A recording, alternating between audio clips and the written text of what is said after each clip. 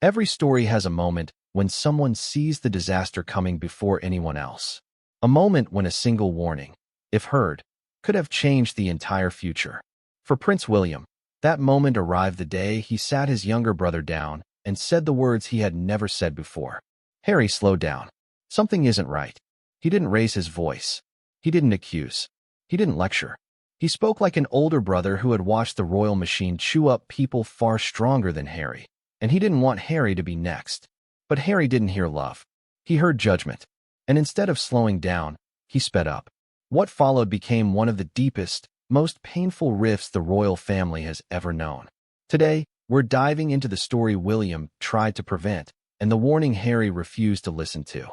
To understand why William spoke up, you have to understand what he had already survived. When William brought Kate into the royal world, nothing about it was glamorous or effortless. It took 10 years of slow, careful preparation, 10 years of private dating, 10 years of Kate studying the expectations, the protocols, the pressure, 10 years of adjusting to cameras, criticism, and a public eye that forgives nothing. William understood something Harry didn't. You don't jump into the royal system. You train for it. You survive it. You learn the waters before going anywhere near the deep end. Kate had time. Sophie, who married Prince Edward, had time. Even Diana, despite everything, had months of close observation before stepping into the institution. But Meghan? She arrived fast. She moved fast. She married fast. And she walked straight into a system she had no time to understand. William wasn't trying to block Harry's happiness. He was trying to keep him from crashing into something he knew could break them both. But Harry wasn't just in love. He was in a rush. He wanted marriage. He wanted children. He wanted a future built instantly. And in that rush, he missed the warning that could have saved everything. He had lost his mother too young. He felt time slipping through his fingers. Where William saw danger, Harry saw a doorway. And once again, the warning went unheard. But this is where the story takes a turn. A turn so strange, so whispered, so controversial, that even palace staff speak of it only behind closed doors. Because for years, quiet voices inside the royal bubble have suggested something explosive. What if Meghan's attention was never meant for Harry at all? What if the spark she aimed to ignite was with William? Now, to the outside world, it sounds ridiculous, absurd, tabloid nonsense. But inside the monarchy, where symbols matter, scents matter, impressions matter, temptation is more dangerous than scandal. And the whispers didn't stop. People noticed the perfume she wore, the glances that seemed too perfectly timed, the almost invisible moments no one was supposed to catch. Was it real? Was it imagined? Was it misunderstood? No one can say for sure. But here's where the rumor gets truly unsettling. Perfume isn't just a smell. It's a trigger, a memory, a punch from the past. And when you remember who William's mother was and what she wore, the whole thing becomes almost too eerie to ignore. Princess Diana loved Bluebell, Penhaligon's Bluebell specifically. It was her signature, her emotional fingerprint.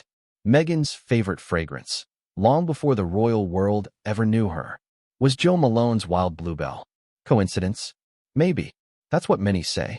But to some inside the palace, the idea of William, Diana's firstborn, catching that familiar note, being pulled back for a split second into the memory of his mother, felt unsettling. As one palace staffer allegedly put it, a scent can open a door you're not ready to walk through. Some people inside the palace believed she knew exactly what she was doing. They whispered that Meghan understood the power of scent, especially that scent. Bluebell, Diana's scent, the fragrance tied to William's earliest memories. Did she use it intentionally? Did she hope it would soften him, sway him, or trigger something emotional? No one can prove it. But the rumor alone was enough to set imaginations on fire. Because once people began to believe Meghan was walking into William's space wearing Diana's signature note, the story took on a life of its own. This was the moment when the gossip sharpens, when curiosity becomes suspicion. To her critics, Meghan wasn't being warm or glamorous. They painted her as someone who understood attention too well, someone whose Hollywood instincts didn't quite match royal expectations. They scrutinized everything: the light touch on an arm, the way she leaned in when she spoke, the smiles that seemed a little too polished, a little too practiced. To those who already doubted her, it looked intentional, calculated, like someone testing boundaries. Someone seeing how far charm could go inside a palace built on protocol. And soon, a new label began to float through the whispers. Not literal, not official, but the kind of word people use when they're trying to warn each other quietly. She's the hunter. With charm. Not a predator. Nothing criminal, nothing sinister. More like someone the palace elders believed moved through rooms with strategy.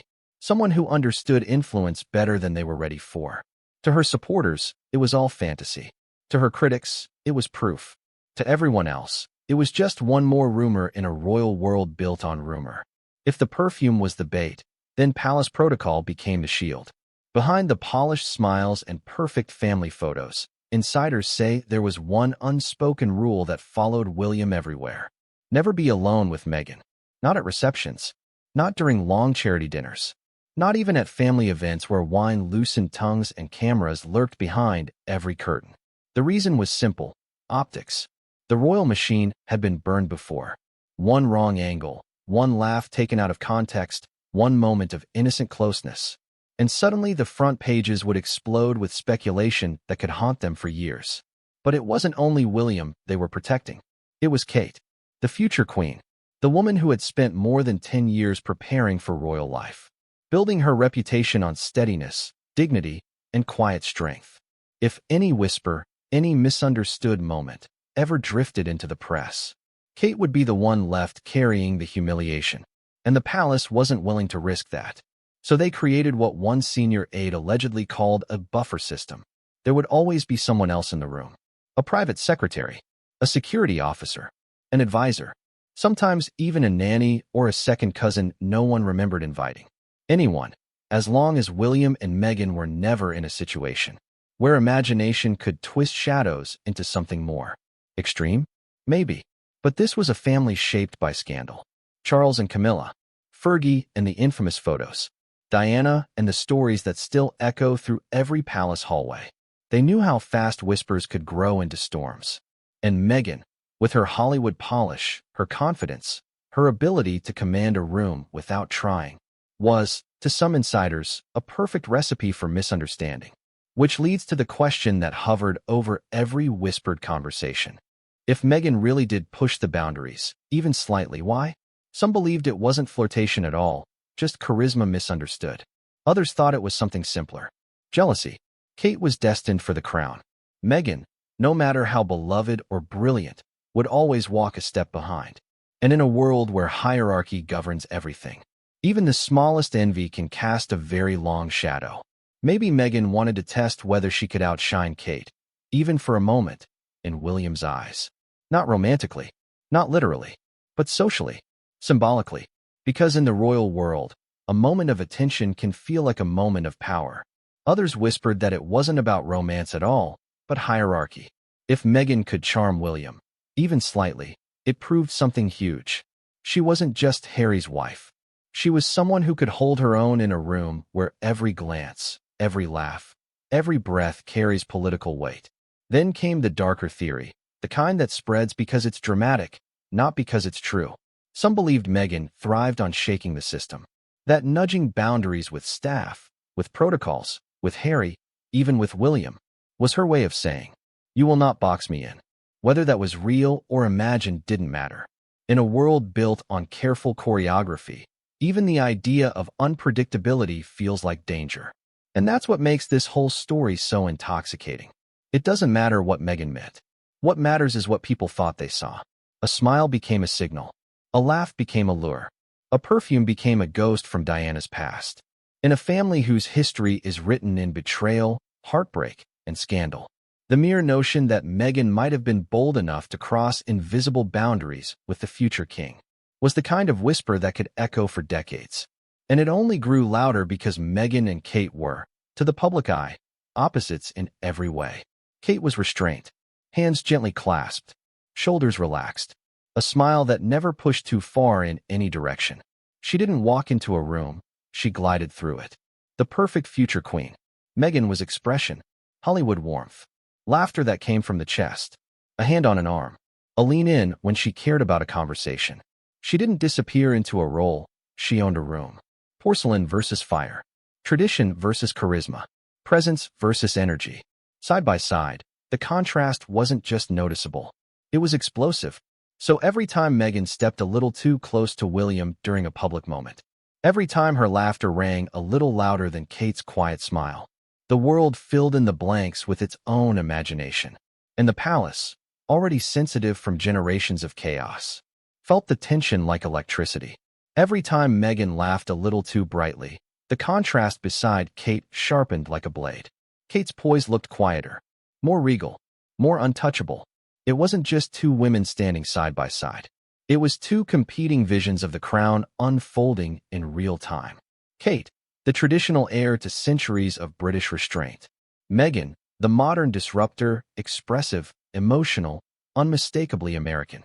And when those two energies collided, Meghan's every gesture felt louder, bolder, and, to royal traditionalists, dangerously out of place. But the most haunting layer wasn't Kate. It wasn't even Meghan. It was Diana.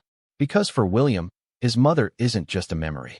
She is the shaping force of his entire adulthood, the anchor of his childhood, and the defining wound of his life. So when the public pointed out visual echoes, the way Meghan's necklines resembled Diana's, the way she cradled a child on her hip in a familiar pose, the way her perfume hit the air with a bluebell note reminiscent of Diana's signature scent, the idea spread like wildfire. Was it homage? Coincidence? Or the media's own obsession projecting Diana onto every woman who entered the royal sphere? The palace hated the comparisons. Diana is sacred. Diana is untouchable. Diana is the one figure no one inside the royal family ever once weaponized, even accidentally. And yet the public couldn't stop drawing lines between the past and the present. Not because Meghan was Diana, but because the monarchy has never escaped Diana's shadow. Not truly. Not ever. That's why the whispers never died. Not because anyone had proof, but because the ingredients were too potent to ignore. Perfume, power, jealousy, legacy, and the ghost of the most beloved woman the monarchy ever lost. You mix those elements together, and the story stops being a rumor. It becomes folklore.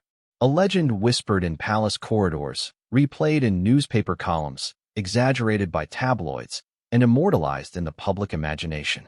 In the end, this saga was never just about Meghan, never just about Kate, never just about William. It was about Diana, the ghost who still sits at every royal table, still shapes every royal marriage, still haunts every royal decision. And that is why this story refuses to die, because it isn't just scandal. It's myth. It's memory. It's monarchy.